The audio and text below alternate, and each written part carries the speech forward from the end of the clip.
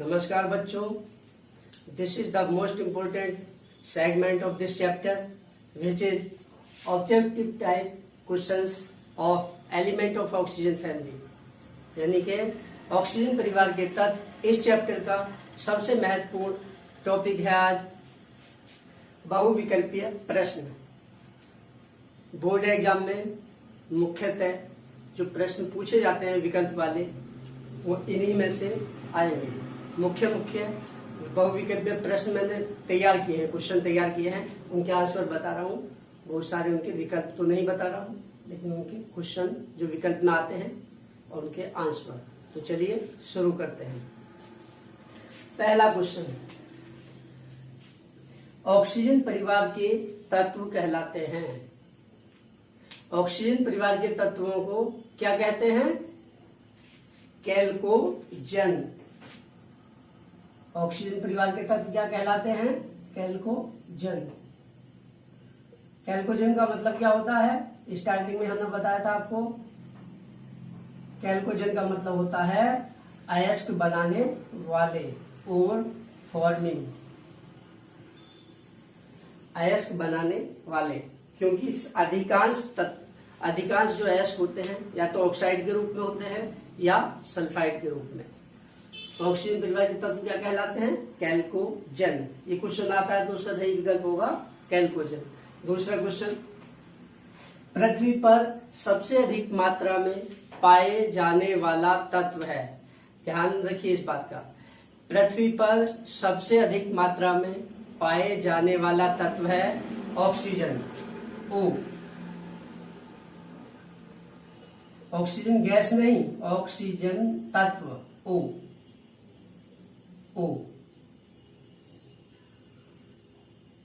पृथ्वी पर सबसे अधिक मात्रा में तत्व जो पाया जाता है वो है ऑक्सीजन। ठीक है। धातुओं में सबसे अधिक होती है एल्यूमिनियम। अधातुओं में अर्थ क्रस्ट पर, भूपर्पटी पर, भूमि की जो जमीन है, भूपर्पटी पर सबसे अधिक मात्रा में जो धातु होती है वो एल्यूमिनियम होती है। और अधातु सिलिकॉन, SI 14 परमाणु क्रमांक वाला तत्व पाया जाता है। और ओवरऑल देखा जाए कि पृथ्वी पर कौन सा तत्व सबसे अधिक मात्रा में पाया जाता है तो वो है ऑक्सीजन, O। नेक्स्ट क्वेश्चन, पृथ्वी पर ओजोन पाई जाती है या पृथ्वी पर ओजोन कहाँ पाई जाती है? तो इसका आंसर है पृथ्वी तल से 15 किलोमीटर ऊपर क्या होता है? समताप मंडल, स्ट्रेटोस्फीयर में। इसका आंसर क्या हो जाएगा? पृथ्वी पर ओजोन पाई जाती है समताप मंडल में।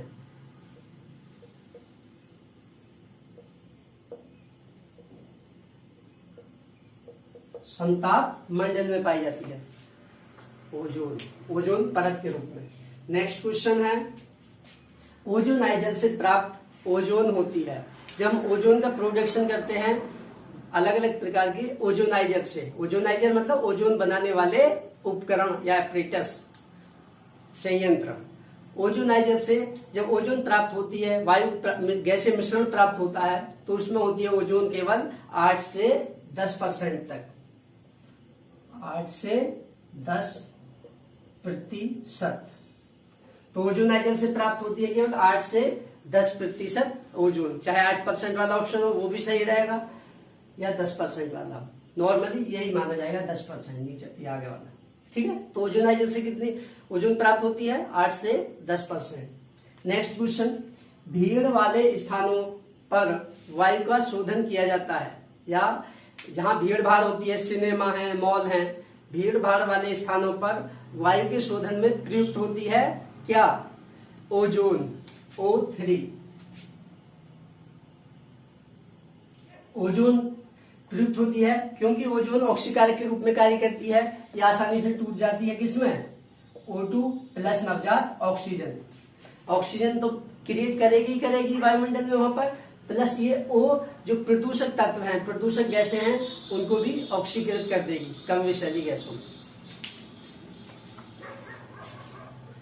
नेक्स्ट क्वेश्चन, ओजोन के विरंजक गुण होते हैं। ओजोन में विरंजक गुण क्यों होते हैं? उसके ऑक्सीकारक गुणों के कारण।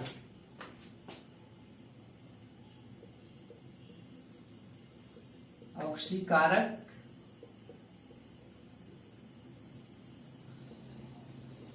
गुणों के कारण। क्यों?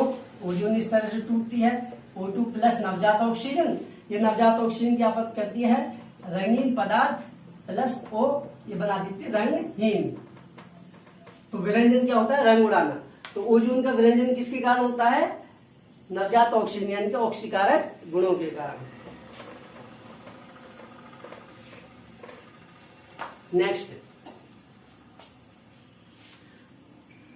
क्वेश्चन है, सांद्र सल्फ्यूरिक अम्ल को कॉपर के साथ गर्म करने पर क्या बनता है? क्या बनता था बताइए। जब कॉपर को सांद्र सल्फ्यूरिक अम्ल के साथ गर्म करते हैं तो बनती है आपकी sulphur dioxide, SO2 gas, SO2। Next question, कौन सा यौगिक ऑक्सीकारक और अपचायक दोनों के रूप में प्रयुक्त होता है? ध्यान दीजिए, कौन सा यौगिक ऑक्सीकारक और अपचायक दोनों के रूप में प्रयुक्त होता है? या तो अधिकांश यौगिक क्या होते हैं, या तो वो ऑक्सीकरण करेंगे, ऑक्सीकारक होंगे, जैसे आपका ओजोन हो गया, H2O2, वो भी आपको दोनों में करेगा। तो या तो ओजोन हो गया या नाइट्रिक अम्ल हो गया, तो केवल ऑक्सीकारक, या H2SO4 हो गया, केवल ऑक्सीकारक के रूप में कार्य करते हैं। कुछ यौगिक केवल अपचायक के रूप में कार्य करते हैं, जैसे स्टेनस क्लोराइड हो गया, SnCl2 हो गया।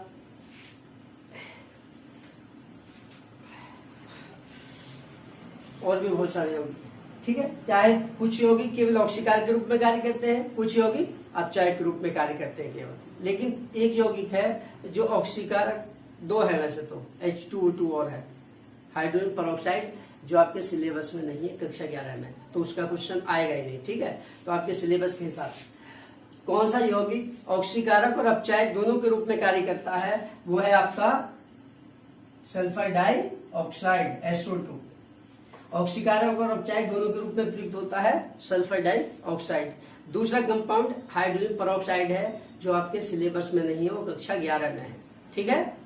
तो आपको क्या ध्यान रखना, केवल SO2, ये विकल्प सही रहेगा। नेक्स्ट क्वेश्चन, कौन सा यौगिक प्रति किलोर के रूप में प्रयुक्त होता है? प्रति किलोर का मतलब होता है क्लोरीन को हटाने वाला, एंटी क्लोर। क्लोरीन को हटाने वाले यौगिक के रूप में कौन प्रयुक्त होता है? यही sulphur dioxide, SO2। SO2 gas ही प्रति किलोर एंटी क्लोर के रूप में प्रयुक्त होता है, क्योंकि यह क्लोरीन के द्वारा किए गए विरंजन, यानी कि विरंजन को, क्लोरीन के द्वारा किए गए विरंजित वस्त्रों से या विरंजन को, क्लोरीन को हटा देता है, क्योंकि ये क्लोरीन को हाइड्रोक्लोरिक अम्ल में अपचयित कर देता है। Cl2 को नमी की उपस्थिति में HCl में अपचयित कर देता है SO2 गैस, यानी कि क्लोरीन को हटाने का कार्य करता है प्रति किलोर SO2। नेक्स्ट, फेरस सल्फेट के क्रिस्टलों को गर्म करने पर क्या बनता है? फेरस सल्फेट के क्रिस्टलों को गर्म करते हैं, फेरस सल्फेट हरा कसीस या ग्रीन विट्रियोल, एक ही चीज है। फेरस सल्फेट के क्रिस्टलों को जब गर्म किया जाता है तो मुख्य उत्पाद बनता है सल्फ्यूरिक अम्ल, H2SO4। H2SO4 बनाने की पहली विधि है, सर्वप्रथम जो H2SO4 बनाया गया था वो इसी विधि से बनाया गया था, फेरस सल्फेट के क्रिस्टलों को गर्म करके। तो क्या बनेगा? H2SO4 यानी कि सल्फ्यूरिक अम्ल, सल्फ्यूरिक अम्ल H2SO4। नेक्स्ट, शीश कक्ष विधि में प्रयुक्त उत्प्रेरक होता है। शीश कक्ष विधि यानी कि चैम्बर, लेड चैम्बर मेथड। शीश कक्ष विधि, लेड चैम्बर मेथड, या इसको खाली चैम्बर मेथड भी कहते हैं। ध्यान दीजिए, शीश कक्ष विधि या लेड चैम्बर मेथड इंग्लिश में, उसी को चैम्बर मेथड हिंदी में भी लिखा मिल सकता है, वो है तो शब्द अंग्रेजी का, लेकिन इसको चैम्बर मेथड, चैम्बर विधि भी कहते हैं, ठीक है। तो शीश कक्ष विधि में प्रयुक्त उत्प्रेरक होता है नाइट्रिक ऑक्साइड, NO, इसका नाम है नाइट्रिक ऑक्साइड।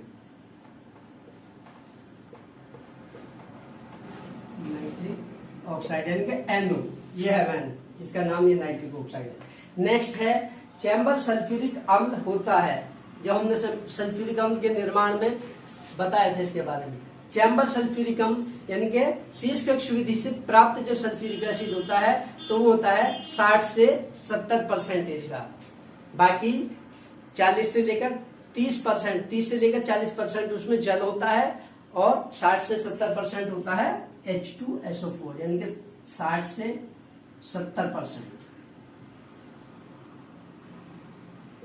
70% का ऑप्शन है वो भी सही रहेगा, 60% का है या 62% का है वो भी सही रहेगा, 60 से लेकर 70 के बीच में चैम्बर सल्फ्यूरिक एसिड होता है 60 से 70% यानी कि पूर्ण सांद्र नहीं होता है। नेक्स्ट क्वेश्चन, संपर्क विधि में प्रयुक्त उत्प्रेरक होता है। संपर्क विधि इंग्लिश में कहते हैं इसे कॉन्टैक्ट प्रोसेस, संपर्क मतलब कॉन्टैक्ट प्रोसेस हिंदी में भी आ सकता है, ध्यान रखना। संपर्क विधि में प्रयुक्त होता है आपका प्लेटिनम PT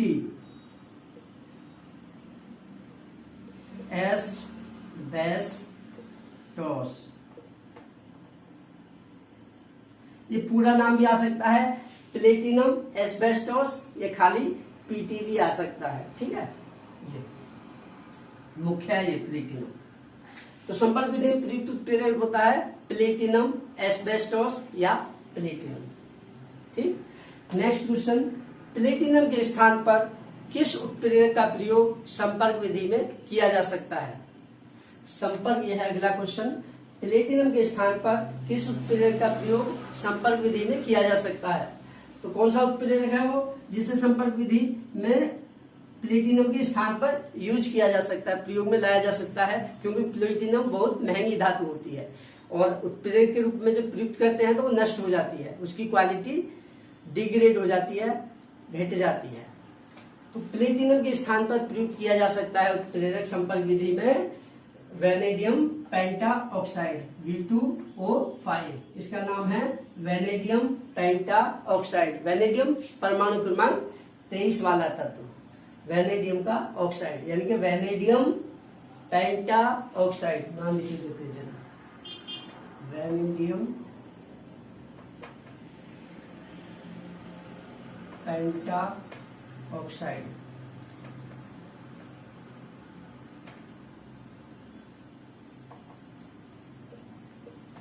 नेक्स्ट क्वेश्चन, संपर्क विधि में प्लेटिनम के लिए, प्लेटिनम उत्प्रेरक के लिए उत्प्रेरक विष का कार्य क्या करता है? संपर्क विधि में प्लेटिनम के लिए उत्प्रेरक विष का कार्य कौन करता है? तो उत्प्रेरक विष का काम करता है, इसमें संपर्क विधि में उत्प्रेरक विष होता है, उसमें आर्सेनिक ऑक्साइड AS2O3, या तो याद आए आर्सेनिक ऑक्साइड या आर्सेनिक के ऑक्साइड, दोनों विकल्प आ सकते हैं, आर्सेनिक ऑक्साइड या आर्सेनिक के ऑक्साइड।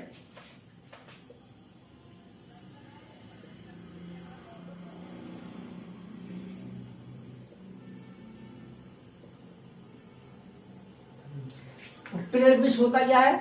आपने पढ़ा है किस चैप्टर में? पृष्ठ रसायन में उत्प्रेरक वाले चैप्टर में आप पढ़ चुके हो। उत्प्रेरक विष क्या होता है बता देते हैं। वे पदार्थ जो उत्प्रेरक की क्रियाशीलता को घटा देते हैं, नष्ट कर देते हैं। वे पदार्थ जो उत्प्रेरक की क्रियाशीलता को घटाते हैं या नष्ट कर देते हैं उत्प्रेरक विष कहलाते हैं, यानी कि प्लेटिनम की एक्टिविटी को नष्ट कर देगा आर्सेनिक ऑक्साइड, उत्प्रेरक विष के रूप में कार्य करेगा। नेक्स्ट क्वेश्चन है, चीनी में सांद्र सल्फ्यूरिक अम्ल मिलाने पर वह काली क्यों पड़ जाती है? सांद्र यानी कि चीनी में सांद्र सल्फ्यूरिक अम्ल मिलाने पर वह काली क्यों पड़ जाती है? क्यों? क्योंकि सल्फ्यूरिक एसिड चीनी के अणु में से जल को बाहर खींच लेता है। रिएक्शन बताई थी आपको, C12H22O11 प्लस यानी कि चीनी प्लस H2SO4 एरो, तो ये बनती थी 12C, 12 कार्बन के बचते थे प्लस 11H2O प्लस H2SO4, यानी कि कार्बन बचता था, वो चीनी जल जाती थी। कि क्यों जल जाती थी, क्यों काली पड़ जाती थी? क्योंकि सल्फ्यूरिक अम्ल चीनी में से जल के अणु को खींच ले रहा था, यानी कि निर्जलीकारक निर्जलीकरण क्या होता है? किसी में से जल को बाहर निकालना। तो चीनी में शांत सल्फ्यूरिक अम्ल मिलाने पर काली क्यों पड़ जा रही है? निर्जलीकरण के कारण, निर्जलीकारक गुण के कारण, निर्जलीकारक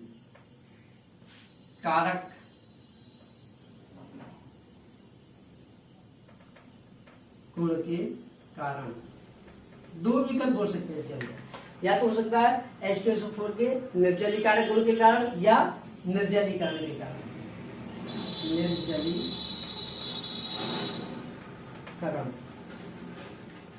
तो यही थे इस चैप्टर के मुख्य विकल्प वाले प्रश्न जो हमने आपको बताने का प्रयास किया है। आशा करता हूं कि आपको समझ आ गया हूं। ठीक है, यदि वीडियो पसंद आए तो लाइक करें और अपने उन दोस्तों के साथ जो कक्षा 11 में साइंस स्ट्रीम से पढ़ते हैं उनके साथ शेयर करें।